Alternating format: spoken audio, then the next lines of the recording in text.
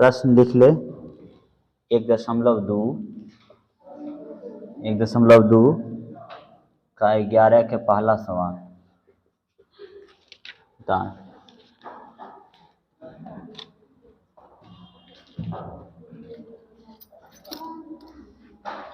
वाह, 11 का दूसरा सवाल।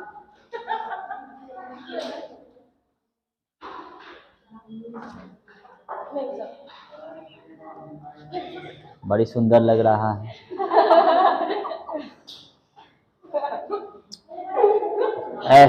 बता सवाल।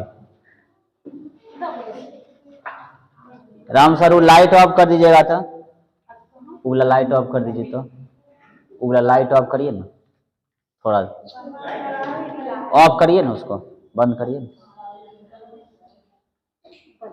ठीक है। अब नहीं, चलिए एक सवाल हम बनाते हैं। अगला सवाल आप देखिएगा। कह रहा है जांच करिए कि, ध्यान देंगे, जांच करिए कि क्या n बिलोंग्स टू n के लिए, n बिलोंग्स टू n के लिए, n मतलब क्या, natural number, n belongs to n के लिए 15 की घात n का इकाई अंक शून्य हो सकता है। सिर्फ ये जांच करना है कि जांच करें कि क्या n बिलोंग्स टू n के लिए, n बिलोंग्स टू n मतलब क्या, नेचुरल नंबर अगर हम रखें, 15 की घात पर अगर हम नेचुरल नंबर रखें तो क्या इसकी अंक, इकाई अंक शून्य हो सकता है। सिर्फ यही चेक करना है। तो दिया गया है 15 की घात n। क्या दिया गया, 15 की घात n। और इसमें हम देखेंगे नेचुरल नंबर डाल करके, जैसे नेचुरल नंबर हम डालें n बराबर 1 माना, लेट n बराबर क्या मान लिए हम लोग, 1 मान लिए। तो जब हम 15 की घात 1 रखेंगे, जब हम 15 की घात 1 रखेंगे तो निकल का आया 15। 15 क्या है, 15 इकाई अंक जो है, 15 का इकाई अंक क्या है, इकाई अंक में क्या है, क्या शून्य आया, नहीं। अच्छा देख लेते हैं आगे एक और देख करके। यदि n बराबर 2 माना, लेट, यानी n बराबर हम 2 दे करके चेक कर रहे हैं, 2 रख करके चेक कर रहे हैं, तो 15 की घात 2 मतलब 15 गुना 15, तो 15 का स्क्वायर क्या होता है, 225। आप लोग को याद होगा 225। तो 225 में इकाई अंक क्या है, लेकिन हमें जांच करने के लिए क्या बोल रहा है कि क्या अंक अगर हम नेचुरल नंबर डालें, यानी प्राकृतिक संख्या डालें, 1 2 3 4 5 डालें, तो क्या इकाई अंक शून्य हो रहा है, नहीं यार। अच्छा चेक कर लेते हैं। लेट n बराबर हमने 3 रखा, 3 का मतलब क्या, इसके ऊपर 3 रख के बताओ, 15 की घात 3 मतलब 15 गुना 15 गुना 15, तो बताइए क्या निकल के आएगा, 15 पचे 75, 15 दूना 30, 15 दूना 30, क्या निकल के आया, 3000। इकाई अंक बताइए, इकाई अंक क्या है, क्या शून्य आया, तो लिखेंगे नहीं। क्यों, क्योंकि सर हम विषम संख्या डाले तो भी जीरो नहीं आया, तो भी जीरो नहीं आया, और सर हम जब सम संख्या डाले, जब हम सम संख्या डालें तो भी जीरो नंबर जीरो नहीं आया। इसका मतलब किसी भी हाल में ये जीरो आने वाला नहीं है। अब कोई बच्चा बोलेंगे सर n बराबर 0 ले लीजिए, तो जीरो नेचुरल नंबर है ही नहीं, जीरो तो नेचुरल नंबर है ही नहीं है, तो जीरो हम ले कैसे सकते हैं, क्योंकि यहाँ पहले डायरेक्शन दिया गया है n बिलोंग्स टू n के लिए, मतलब अगर हम n के जगह नेचुरल नंबर लें तो क्या निकल के आया जीरो कभी, तो आंसर होगा नहीं। बस उतारिए।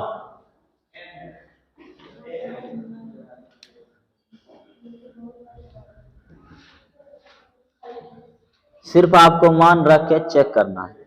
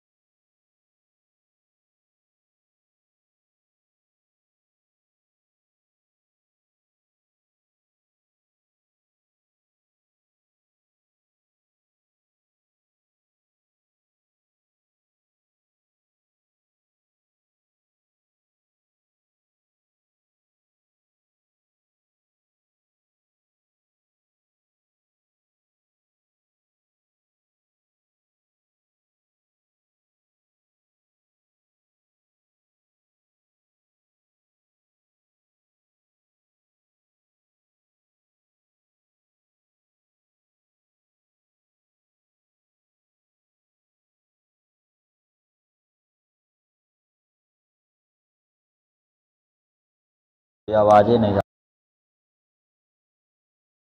ठीक है, अब ठीक है। तो इकाई अंक 5 होगा, जांच करके बताइए। इकाई अंक क्या होगा? 5 होगा, चेक करके बताओ। सेम इसी तरह मानना है, सेम इसी तरह मान के देखो, सेम टू सेम। अब की बार 24 दिया गया, पिछले सवाल में 15 था, इस सवाल में 24 दिया गया। घूम के जाइए, घूम के बैठिए।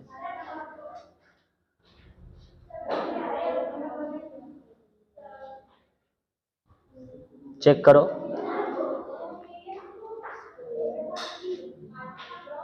आगे बैठ।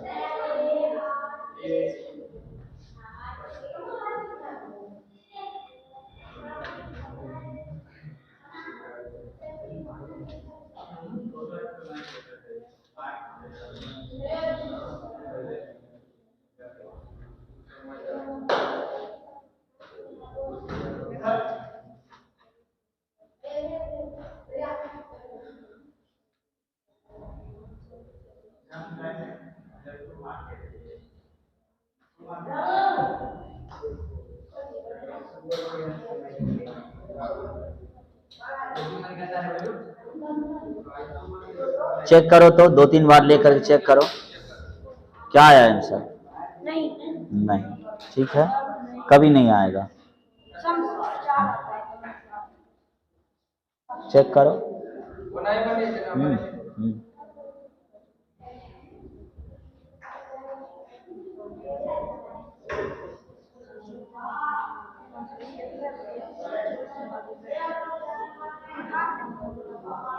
क्या इकाई अंक 5 आ रहा है? नहीं आएगा, चेक कर लेते हैं। लिखेंगे लेट n बराबर 1, तो 24 की घात 1 बराबर यानी 24। 24 के इकाई अंक पर क्या आया? 4। 24 की घात 2, तो आगे कुछ भी हो, लेकिन 4 का स्क्वायर क्या हो जाएगा? 4 चौके 16, लास्ट में 6 आया, आया कि नहीं आया? चलो, 24 की घात 3, आपको गुना नहीं करना है, सिर्फ चेक करना है। आगे कुछ भी आया, लेकिन लास्ट का बताओ, 4 की घात 3 कितना होता है? तो 4 चौके 16 और 16 चौके 64। अरे फिर से करो, 4 चौके 16, 16 16 16 दिना 32, 16 48, 16 चौके 64। लास्ट में क्या आया? 4 आया। ये मतलब या तो 4 आ रहा है या तो 6 आ रहा है। फिर 4 आया, फिर अगर हम यहाँ पर 24 की घात 4 करेंगे तो फिर 6 आ जाएगा। आ रहा है समझ में? फिर 24 की घात अगर 5 करेंगे तो 4 आ जाएगा। आगे कुछ भी आ सकता है, लेकिन लास्ट में क्या आएगा? 4 आएगा। आ रहा है समझ में? मतलब हमें यहाँ से ये समझ में आया कि सर इकाई अंक पर 5 तो कभी नहीं होगा, 5 कभी नहीं होगा। तो आंसर लिखेंगे नहीं। आप कर सकते हैं, आपके पास टाइम है तो स्क्वायर करिए, लेकिन हम इकाई अंक से आपको पकड़ के बताए कि 4 का स्क्वायर क्या होगा? 16। आगे कुछ भी हो सकता है, लेकिन हम पीछे इकाई अंक, इसको कहते हैं यूनिट डिजिट। सिर्फ आप इकाई अंक से आंसर का पता कर सकते हैं कि क्या होने वाला है। ठीक है, बोलिए, क्या बोले? आगे कुछ भी आ सकता है, आप करो ना, 24 गुना 24 करिए ना, आप कितना निकल के आएगा? 576 आएगा। 500 करिए ना आप, 24 गुना 24 करिए। आपको गुना भी नहीं आता, करके चेक करो, 576 आएगा। लेकिन हम आगे का नहीं चर्चा कर रहे हैं, हमें यहाँ क्या चाहिए? इकाई अंक। हमें क्या चाहिए? तो हम बेफजूल क्यों आगे बढ़ेंगे, हम पीछे से चेक कर लेंगे सिर्फ। समझ में आ रहा है? 4 का स्क्वायर है तो 4 चौके 16 का 6 होगा। 4 की घात 3 है, यानी 4 चौके 16, 16 चौके 64 होगा। 64 का क्या होगा? बाकी रहा 6, 6 आगे देंगे, कुछ भी हो सकता है। हमको सिर्फ इकाई अंक से पकड़ना है। क्लियर? चलो अगला सवाल, तीसरा सवाल करेंगे। केसी सिन्हा बुक के देख लीजिए, तीसरा सवाल क्या कह रहा है?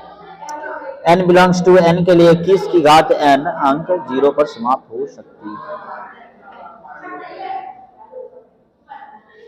21 की घात n 0 पर समाप्त हो सकती है।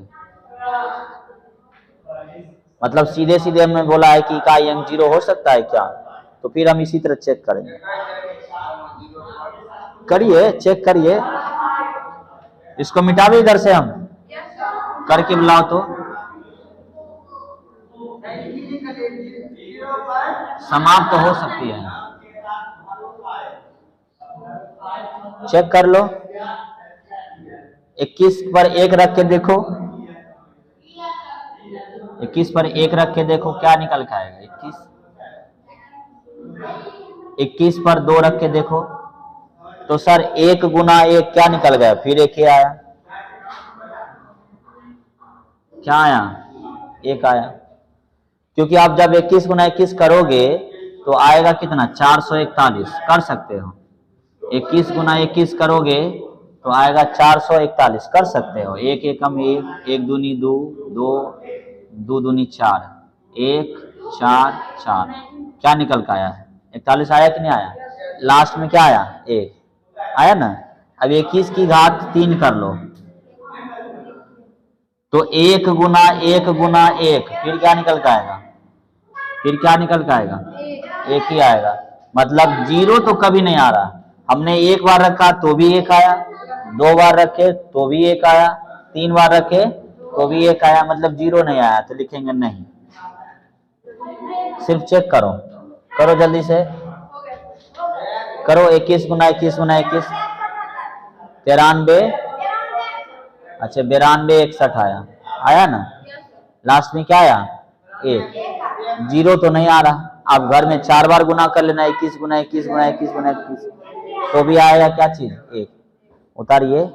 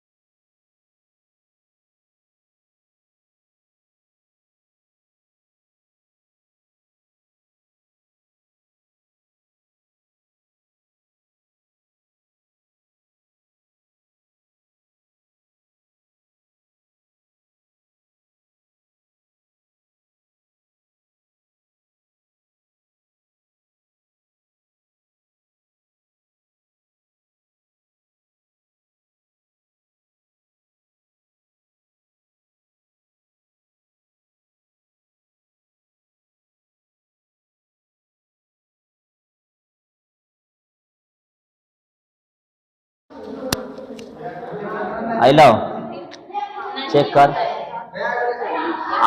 8 की घात 1 मतलब 8, 8 की घात 2 मतलब 8 को 2 बार लिखो और गुना करो, 8 8 64, 64 का क्या आया, 4। फिर 8 की घात 3 रखो, लेट n बराबर क्या माने 3, अब 3 रख के चेक करो, 8 को 3 बार लिखो गुना करो, 8 8 64 64 और 64 गुना फिर 8 करेंगे,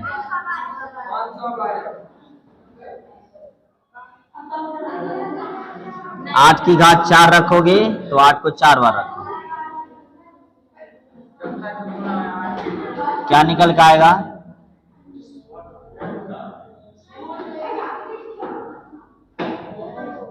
आया? अब तुम चेक करो, 1 रखे तो 8 आया, 2 रखे तो 4 आया, 3 रखे तो 2 आया, और 4 रखे तो 6 आया। अब जब 5 रखेंगे तो फिर 8 आ जाएगा।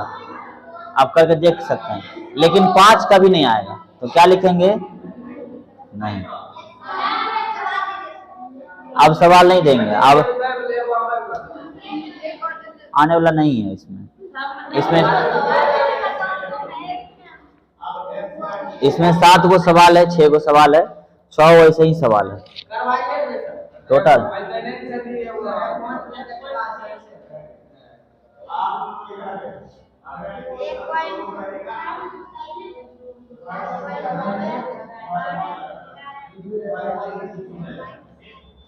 लिखिए अगला सवाल, लिखिए तो सवाल अगला।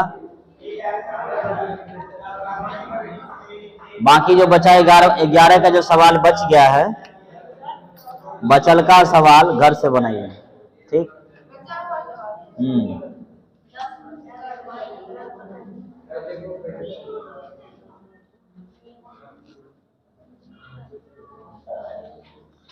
व्याख्या करें कि 12वां सवाल है, व्याख्या करें कि 7 गुना 11 गुना 13 प्लस 17 एक भाज्य संख्या है। एक भाज्य संख्या है। ये सिर्फ चेक करने के लिए बोल रहा है, क्या ये भाज्य संख्या है? व्याख्या करो, बनाइए।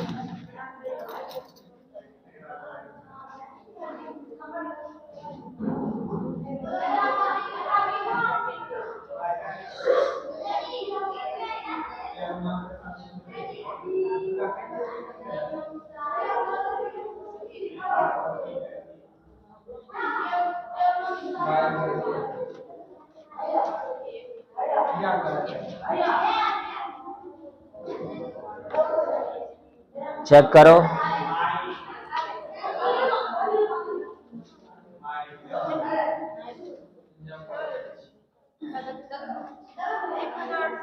चेक करो 1018। 1018 कितना आया? 17 जोड़े आप। करने दीजिए सब लोग को।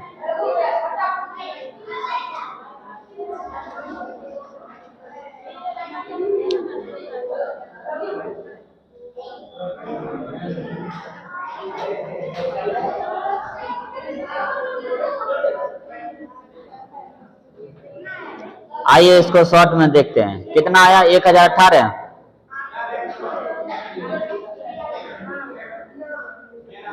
कितना लो? 1018।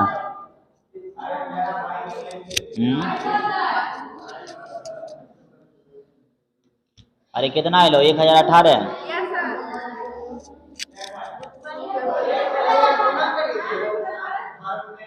आइए शॉर्ट में, आपके पास दो रास्ते हैं, या तो आप इनको गुना कर लीजिए, इसको जोड़ दीजिए। गुना करके जोड़े तो कितना आया? 1000 आया। दूसरा तरीका ये है आपके पास कि 7 को 1 से गुना करो, 7 एकम 7, 7 या 21, 21 का 1। हम सिर्फ इकाई अंक को पकड़ेंगे, हम सिर्फ इकाई अंक को पकड़ेंगे। 7 को 1 से गुना करो, 7 एकम 7, आगे का नहीं गुना करेंगे।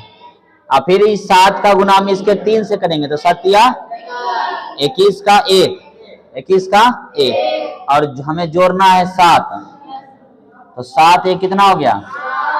और जिसके पीछे में 8 हो जाए, आगे में कुछ भी हो, पीछे में अगर 8 हो जाए तो क्या लगता है, वो 2 से खाएगा कि नहीं खाएगा? खाएगा ना, तो खाएगा, तो इसका मतलब ये क्या है? भाज्य संख्या। हाँ, यह भाज्य संख्या है। आया समझ में? हम पूरा गुना नहीं करेंगे, पूरा गुना करने की कोई जरूरत नहीं है। आप सिर्फ, हाँ नहीं, अब सिर्फ आप इकाई अंक से पकड़ लीजिएगा आ जाएगा तो लिखेंगे हाँ या भाषा संख्या, बस हाँ या ना भरना है बस। देंगे अगला प्रश्न, देवे हो।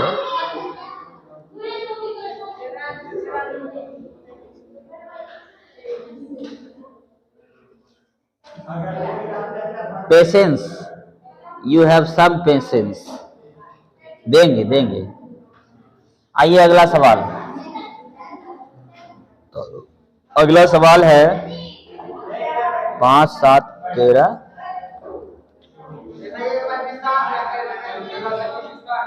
इसी को विस्तार से, अच्छा ठीक है। बोलिए सवाल क्या था, ये बोले सवाल क्या था।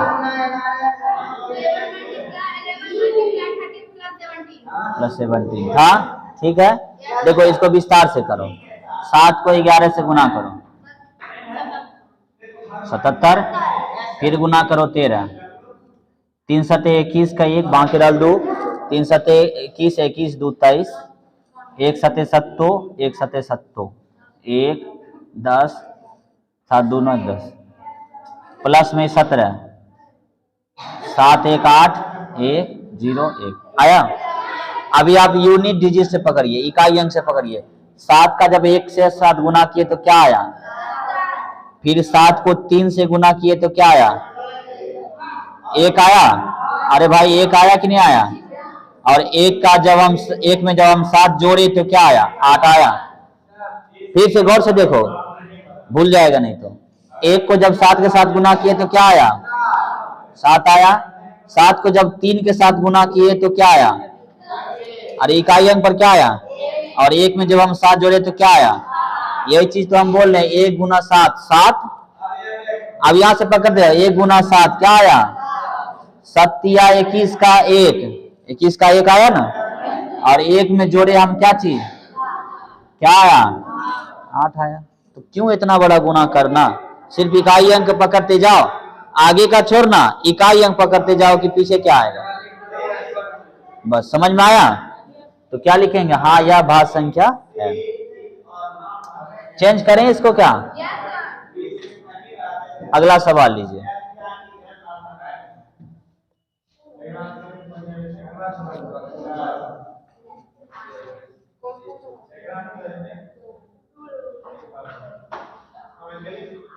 चलिए बताइए क्या ये भाज्य संख्या है या नहीं।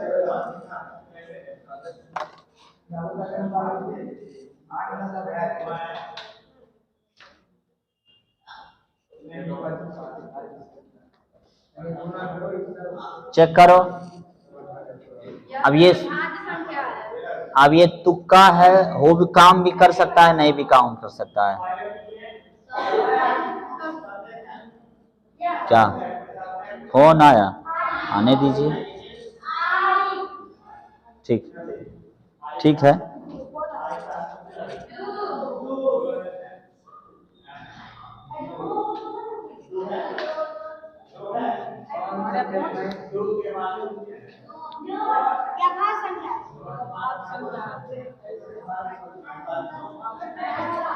करो 5 सते 35, 35 का 35 नहीं लिखेंगे, सिर्फ 5 लिखेंगे, ठीक है। 35 में सिर्फ 5, फिर 5 का गुना 3 के साथ करो, 5 तिया 15 का, और इस 5 में ही 5 को जोड़ेंगे तो क्या आ जाएगा, 10, 10 के 0, और जब जिसके पीछे 0 हो जाए वो पक्का है, दूसरे खा ही जाएगा। हाँ यह भाज्य संख्या है। 5 5 10, 10 के 0 नहीं होता है, और 0 आएगा तो जो क्या 2 से नहीं खाएगा। चेक करना है सिर्फ हमें, हम सिर्फ इकाई अंक पकड़ेंगे, चेक करेंगे। हाँ इसीलिए ना आपको लॉन्ग छोड़ करके शॉर्ट में बता रहे हैं कि जल्दी से जल्दी समय बचा लीजिए, नहीं तो गुना करते रहिएगा, लगेगा आधा घंटा।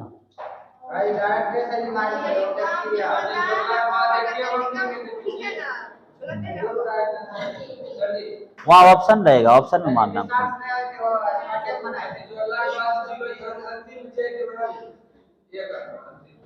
अंतिम अंक से मैंने आ जाएगा कि वो भाज्य है कि नहीं भाज्य है। कर सकते हैं, करिए, समय लगेगा। चलिए अगला सवाल दें। अगला सवाल,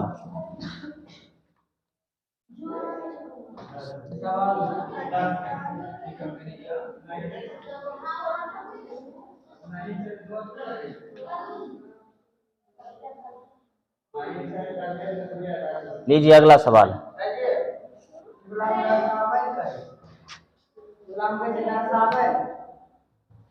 व्याख्या करें बस,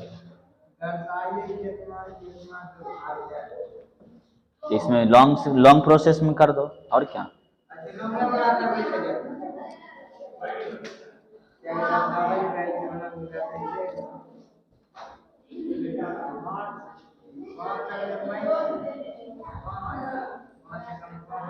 पांच सते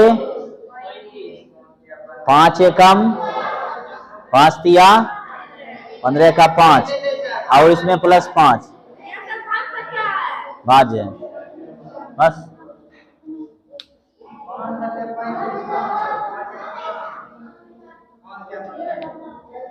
आ गया, कर लेना गुना, कर लेना। हाँ ठीक है, कर लेना ना। देखो ये गुना कर लिए है तो कर लो।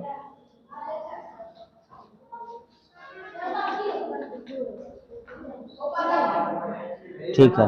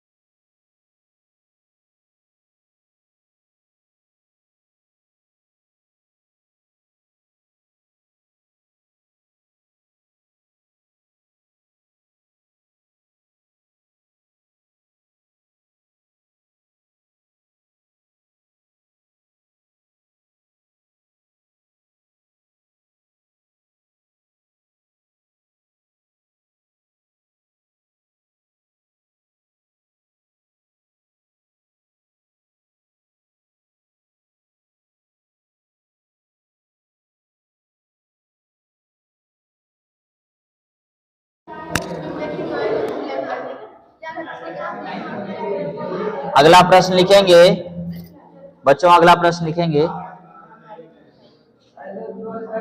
3 मापदंड, प्रश्न लिखेंगे 3 मापदंड 64 सेंटीमीटर। 13वां सवाल है 3 मापदंड 64 सेंटीमीटर 80 सेंटीमीटर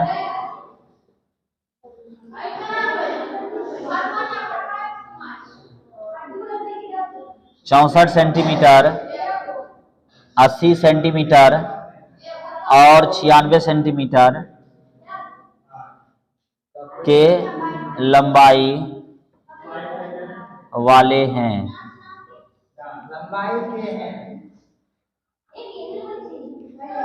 कपड़े की न्यूनतम लंबाई ज्ञात करें जो ठीक ठीक माप सके, जो ठीक ठीक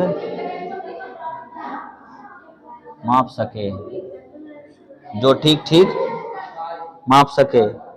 आप इनके एलसीएम निकालेंगे, 64, 80 और ये 96। एलसीएम निकालें। जब बोला जाएगा कि न्यूनतम, तो आपको निकालना है एलसीएम।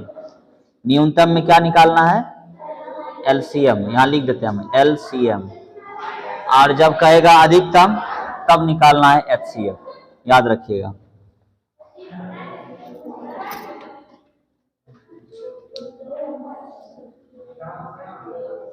जल्दी करेंगे।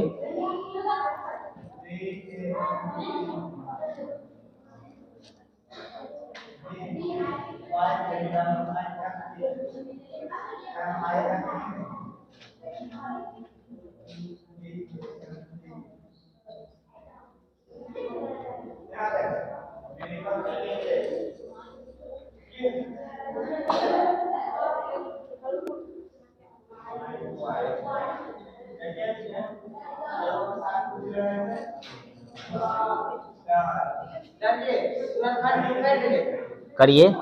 कितना निकला? कितना निकला एलसीएम? एलसीएम निकालिए।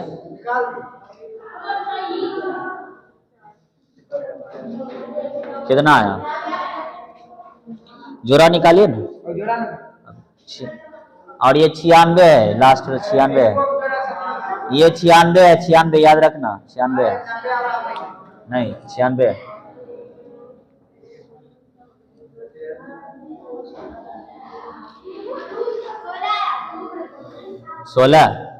सोलह एचसीएफ है। हम क्या बोल रहे हैं? एलसीएम निकालेंगे। जब बोलेगा न्यूनतम, तो निकालना है एलसीएम।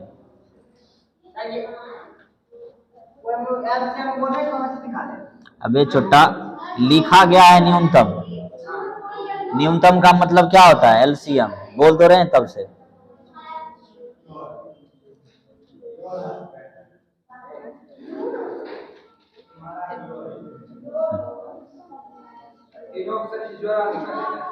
नब्बे मत दीजिए, 96 है। ये 96 है, 96। हाँ, 960 राइट आंसर। ठीक है, 64 का करो।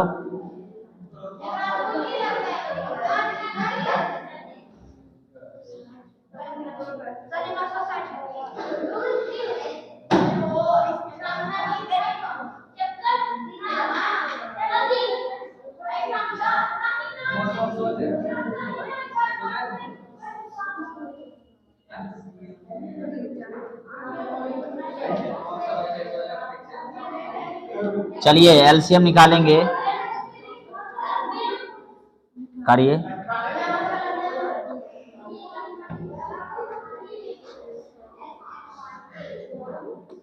करो करो करो करो, जल्दी करो।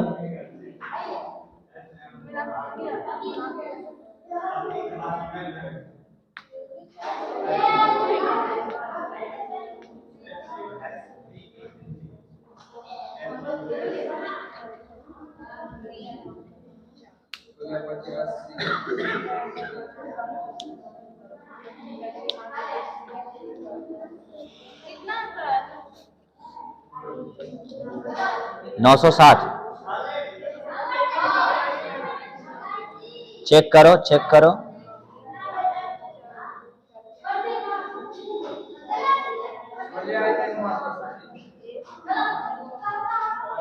अभी देखो इसमें क्या हो गया कि यहाँ से 2 और ये वाला 2 यहाँ भी जोड़ा लग रहा है, तो आप इस 2 को भी निकाल सकते हैं। यहाँ भी देख रहे हैं ये, इसमें तो ये तीनों तीनों मिल रहा है। 1 2 3 4 आराम से मिल गया। लेकिन एगो 2 देख के देखिए, इधर एगो 2 इधर है, एक तो 2 इधर है, बीच में नहीं है। फिर भी आप दोनों 2 को जोड़ा लगा सकते हैं। इन दोनों 2 के बदला एक ही 2 आपको लिखना है। बाकी बच गए क्या चीज? 5 2 और 3। 5 2 और 3 कितना आया?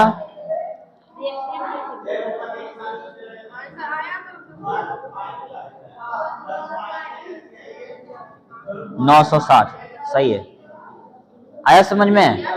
अच्छा एक बात ध्यान दीजिएगा, देखिए सब इधर लोग, 5 को 2 कहां से आया चेक करो, ये 2 1 2 3 4, इसके बाद 1 2 यहाँ 1 2 यहाँ आया, तो इन दोनों 2 के बदला 1 ही 2 लिखना आपको। तीनों में मिले तो भी ठीक है, 2 गो में मिल जाए तो भी ठीक है, और नहीं मिले तो भी लिख देंगे। आया समझ में? लेकिन ऐसा नहीं कि इन दोनों 2 के बदला 2 को 2 लिख देंगे, इन दोनों 2 के बदला 1 ही 2 लिखेंगे, ठीक है। ए वो देख इधर, देख इधर, छोटा सा चीज याद रखिएगा, जब भी बोलेगा न्यूनतम तो क्या निकालना है? अधिकतम। अधिकतम निकलता है एलसीएम में नहीं निकलता? बोल रहा है न्यूनतम तो निकालेंगे एलसीएम, और एलसीएम में हम लोग जानते हैं कि बेसी निकलता है, पता है आपको? देखिए 960 64 80 96 से बड़ा है कि नहीं है? ट्रिक से पकड़िएगा, बोलेगा न्यूनतम तो निकालना है अधिकतम। फिर से पकड़ समझिए, बोलेगा न्यूनतम निकालेंगे क्या चीज? अधिकतम। और अधिकतम निकलता किससे है? एलसीएम। आया समझ में? बोलेगा न्यूनतम तो निकालना है अधिकतम, और अधिकतम आता है किससे? एलसीएम से। आज जब बोलेगा अधिकतम तो निकालना है न्यूनतम, और न्यूनतम होता किसमें है? एचसीएफ में। एचसीएफ में। आया समझ में? ये ट्रिक काम करना, बोलेगा अधिकतम तो निकालना है न्यूनतम, आज जब बोलेगा न्यूनतम तो निकालना है अधिकतम। क्लियर? अभी देखो एक और सवाल देते हैं आपको, लिखेंगे सवाल।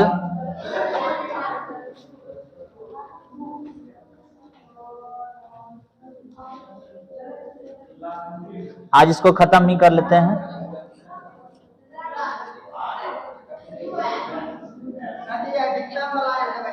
दे रहे औल बोल मत हो जो दे रल छिए। 14वां सवाल कह रहा है कि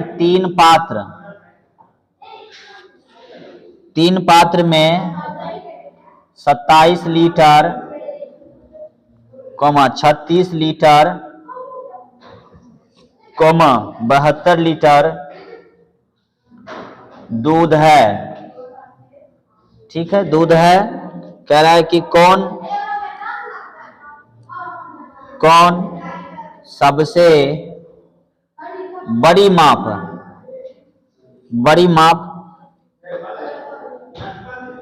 तीनों पात्रों के दूध को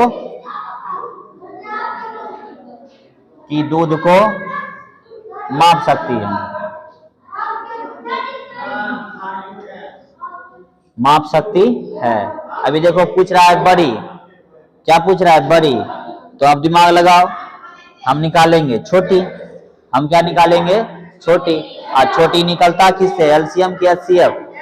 एचसीएफ से। तो इसका मतलब एचसीएफ हमें निकालना है 27 36 और 72, इनका निकालना है एचसीएफ। तो पहले इसका खंड करेंगे, कर लीजिए 27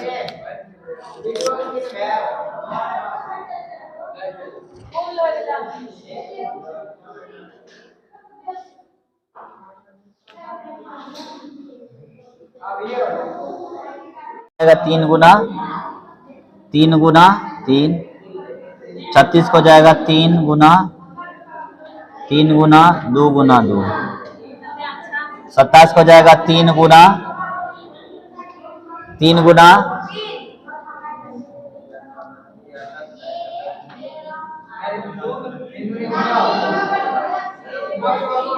फिर 3 गुना 3,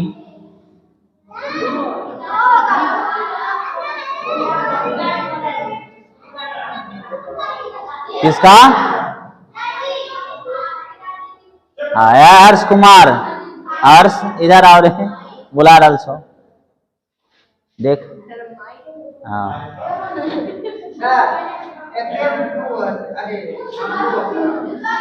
अब ठीक है, कर निकाल। ये रहा तो 900 क्या निकल के आया? मतलब 9 लीटर वाला जो होगा न डिब्बा, उस डिब्बा से अगर मापना शुरू करोगे तो 27 लीटर वाला कंटर भी खाली हो जाएगा, तनियोग नहीं बचेगा। 36 लीटर वाला जो डिब्बा होगा वो भी खाली कर देगा, और 72 लीटर वाला जो होगा उसको भी खाली कर सकता है। कौन? 9 लीटर वाला डिब्बा। आया समझ में? इसी को कहते हैं मौसा, कि 9 लीटर वाला डिब्बा उठाया और मापना शुरू किया तो 27 लीटर वाला भी आराम से खत्म हो जाएगा, शेष नहीं बचेगा थोड़ा सा भी। ए लड़की, 36 लीटर वाला भी खत्म हो जाएगा और 72 लीटर वाला भी खत्म हो जाएगा। अगला सवाल, 15वां सवाल लिखिए। तीन भिन्न भिन्न पात्रों में तीन भिन्न भिन्न पात्रों में तीन भिन्न भिन्न पात्रों में, पात्र मतलब क्या?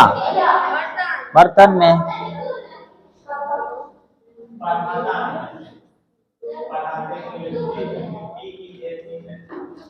तीन भिन्न भिन्न पात्रों में दूध और पानी के मिश्रण के परिणाम रखे गए हैं। दूध और पानी के मिश्रण के परिणाम रखे गए हैं, के परिणाम रखे गए हैं, जिनकी माप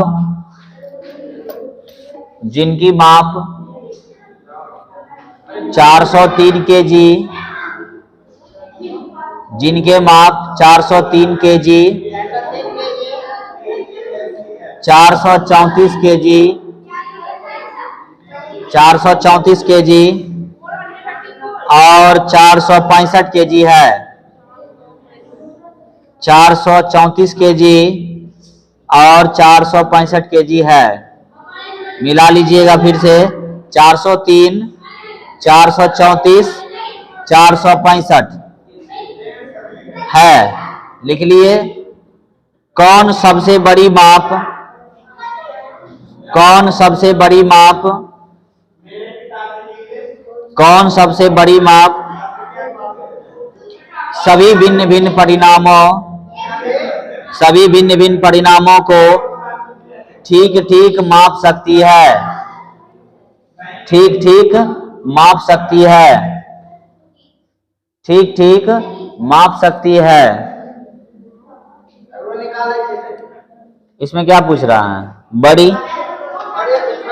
बड़ी पूछ रहा है, तो इसका मतलब आपको छोटा निकालना है।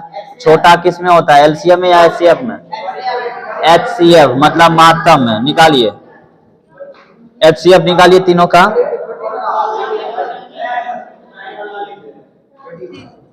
निकालिए एचसीएफ।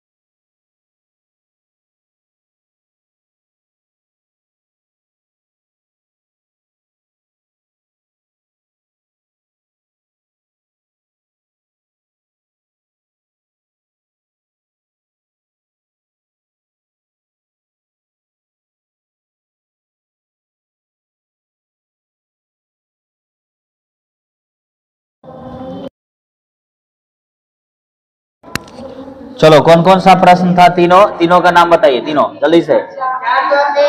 403, 434, अरे कम जोर से बोलो।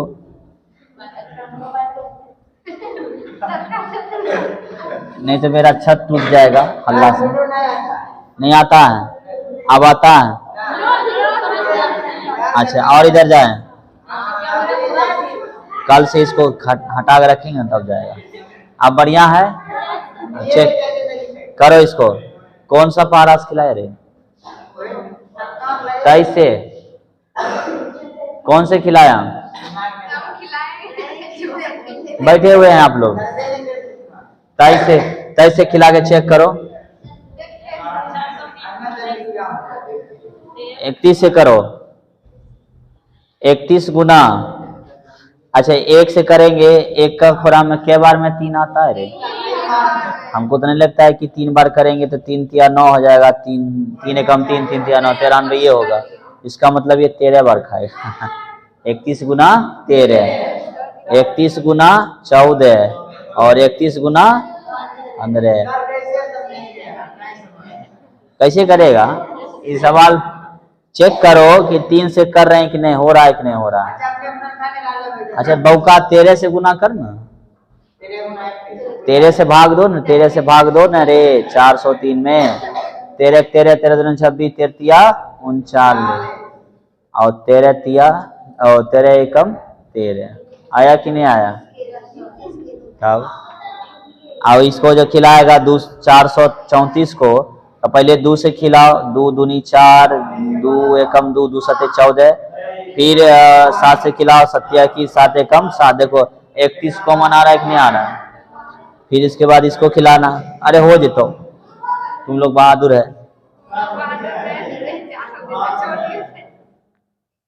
हाँ, चौथा क्लास में 4 बार फेल हुए हैं ना? चौथा क्लास में कौन 4 बार फेल होता है बताइए? क्या लिखेगा? CF क्या होगा? 31 kg। बहादुर हैं, बहादुर हैं आप सब लोग, कर लेंगे।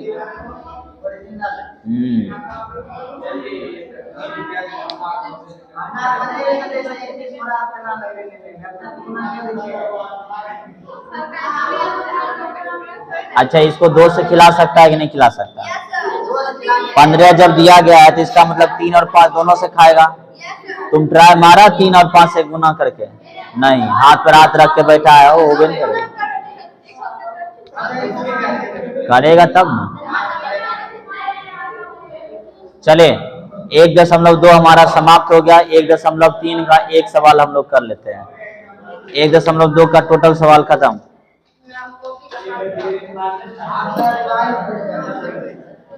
एक सवाल कर लेते हैं, उसके बाद छुट्टी। एकदम देंगे, अभी देंगे। अच्छा दे रहे हैं बोका। सिद्ध करें कि, और हमें मालूम है आप सब लोग 9 क्लास में ट्रेंड होकर के आए हैं इस सवाल में। ये सब सवाल आपको 9 क्लास में पढ़ा चुके हैं। सिद्ध करें कि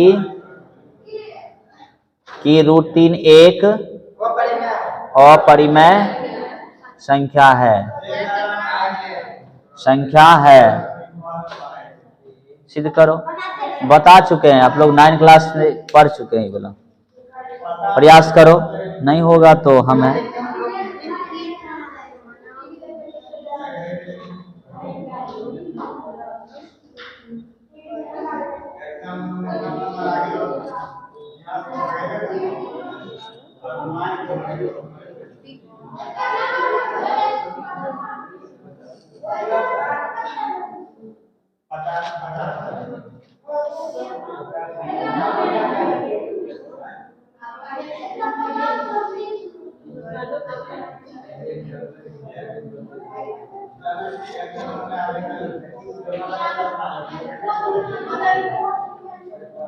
हुआ? सिद्ध करें कि √3 एक अपरिमेय संख्या। पढ़ लो ना, कहियो। हाँ भुलाई।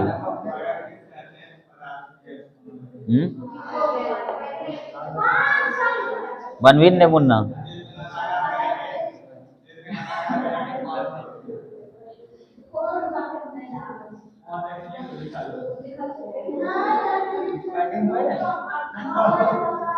बना।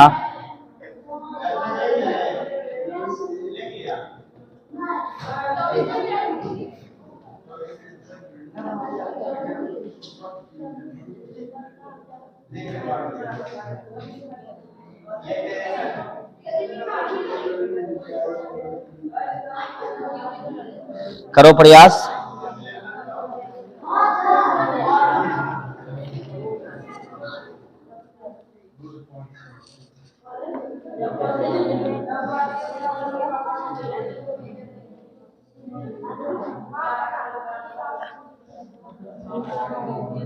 पहला है √2। अच्छा कोई बात नहीं। आइए एक सवाल हम बनाते हैं। अच्छा रुक जाए। ठीक है, बनाओ देखते हैं।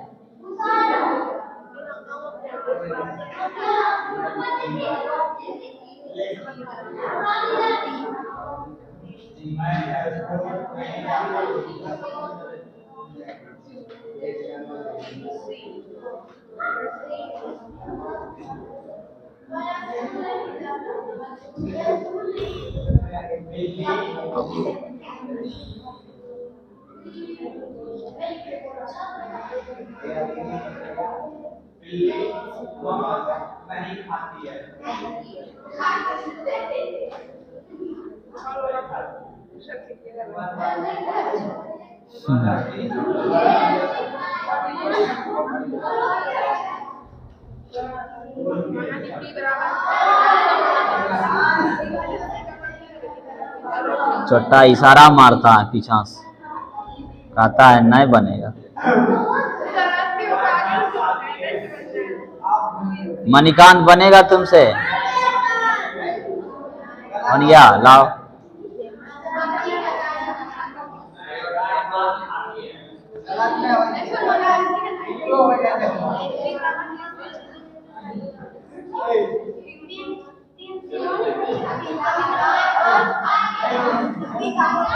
चलो ठीक है, चेक कर लिए। माना कि बच्चों सुनेंगे, अब एक सवाल हम बनाते हैं, आपको √3 की जगह चेंज करके √2 डालना है, सिर्फ इतने काम। हल पहले लिखेंगे हल, उसके बाद शुरू करेंगे। माना कि √3 क्या है? एक परिमेय संख्या है। पहले हम मानेंगे परिमेय संख्या, और हम खुद से प्रूफ कर देंगे कि ये परिमेय संख्या नहीं है। मतलब हम जो पहले मानेंगे परिमेय संख्या, और हम खुद उसको झूठा बना देंगे, यानी ये क्या है? अपरिमेय संख्या, मतलब परिमेय संख्या नहीं है। पहले कहेंगे परिमेय संख्या है, फिर बाद में बोलेंगे परिमेय संख्या नहीं है।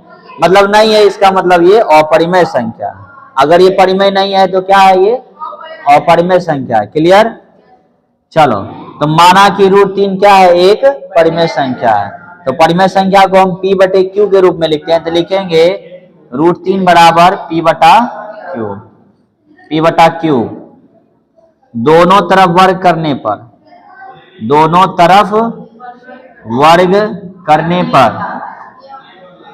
वर्ग मतलब स्क्वायर करेंगे, √3 का भी स्क्वायर और P/Q का भी स्क्वायर बराबर P/Q, इसका भी स्क्वायर करेंगे। कर लिए? यहां तक उतारिए नहीं। फायदा क्या है पहले तो समझ लीजिए।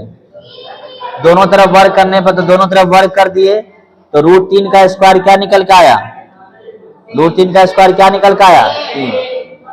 और P का स्क्वायर P², Q का स्क्वायर Q। और आप क्रॉस मल्टीप्लाई करिए, मतलब कोना कोनी गुना करो तो 1 गुना पी स्क्वायर और 3 गुना क्यू स्क्वायर, यानी 3 से गुना करेंगे तो 3 क्यू स्क्वायर और 1 का गुना करेंगे पी के साथ हो जाएगा पी स्क्वायर।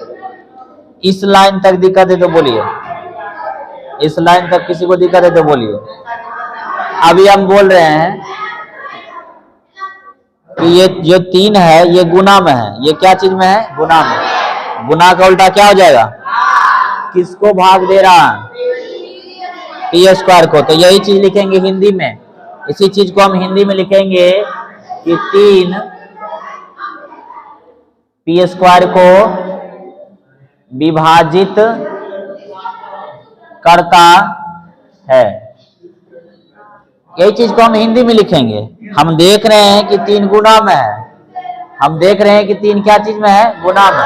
गुना का उल्टा क्या हो जाएगा? भाग। गुना का उल्टा भाग। किसको भाग दे रहा है? तो पी। तो इसी को हिंदी में लिखेंगे कि 3 पी स्क्वायर को विभाजित करता है। एक लाइन और लिखेंगे, 3 पी को भी विभाजित करता है। एक लाइन हम अपने मन से लिखेंगे, 3 पी को भी विभाजित करता है, क्योंकि 3 ऐसी संख्या है कि पी स्क्वायर को जब विभाजित कर रहा है तो पी को भी विभाजित करता है। अब यहाँ पर समझने वाली चीज है, समझेंगे, गप नहीं करेंगे, समझेंगे। अब हम यहाँ पर क्या मानेंगे? इस पी को यहाँ जो अंक दिया गया है वही अंक मानेंगे, कोई कांस्टेंट मानेंगे, यानी p बराबर 3c माना। इसका मतलब ये हो गया कि जहां हमें p नजर आएगा वहां पर हम 3c डालेंगे। क्या डालेंगे? 3c डालेंगे। हाँ, यहाँ पर आपको अगर 2 निकलेगा तो 2c मानना है आपको। अगर यहाँ 5 निकल के आएगा तो 5c मानना है। 7 निकल के आएगा तो 7c। समझ में आ रहा है कि नहीं आ रहा है? यहाँ 3 है तो क्या मानेंगे? 3c मानेंगे। के भी मान सकते हैं। अभी हमने क्या बोला? कोई कांस्टेंट मानना है, यानी कोई नियतांक मानना है, कांस्टेंट। उसके पीछे में आप c लगाइए या k लगाइए, एक ही बात हुआ। अभी k माना है तो k ही रहने दो। तो p की जगह पर हम क्या लिखेंगे? 3k। तो ये रहा हमारा फर्स्ट समीकरण। इस समीकरण को उतारिए, 3q स्क्वायर बराबर पी स्क्वायर। यही ना हमारा समीकरण है। फिर आप देख रहे p की जगह पर क्या करेंगे? p को हटा देंगे, क्योंकि p बराबर हमने p नहीं माना है, p बराबर 3k माने हैं। क्या माने हैं? 3k। आया समझ में? p की जगह पर क्या माने? 3k। तो 3k ना भरेंगे। चलिए, 3q स्क्वायर बराबर 3 का स्क्वायर क्या निकल का आया? k का स्क्वायर। कुछ कट पिट रहा है तो काट दो। 3 तिया 9, मतलब q स्क्वायर बराबर निकल के आया 3k स्क्वायर। अभी बताओ ये 3 क्या चीज में? गुना में। गुना का उल्टा क्या होगा? गुना का उल्टा किसको भाग दे रहा है? गुना इधर है तो भाग उसी को नहीं देगा। गुना जब दाएं तरफ है तो भाग बाएं तरफ को दे रहा है। तो बाएं तरफ कौन है? पी।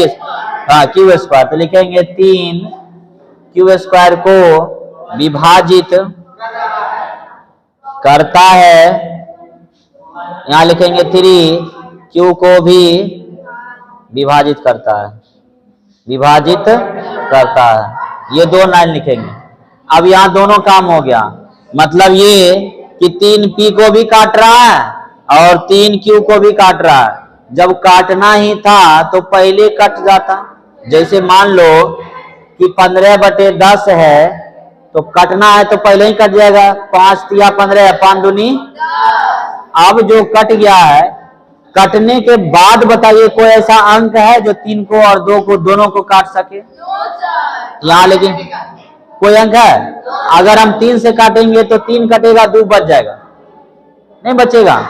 और 2 से काटेंगे तो 2 कट जाएगा, 3 बच जाएगा। लेकिन यहाँ क्या बोल रहा है कि 3 पी को भी काट रहा है और 3 क्यू को भी काट रहा है, दोनों को काट रहा है। तो लिखेंगे यह मानना गलत है कि √3 एक परिमेय संख्या। हम जो माने हैं, मेरा मानना क्या है? गलत है कि परिमेय संख्या है, अतः √3 एक अपरिमेय संख्या है। चलो उतारो जल्दी से।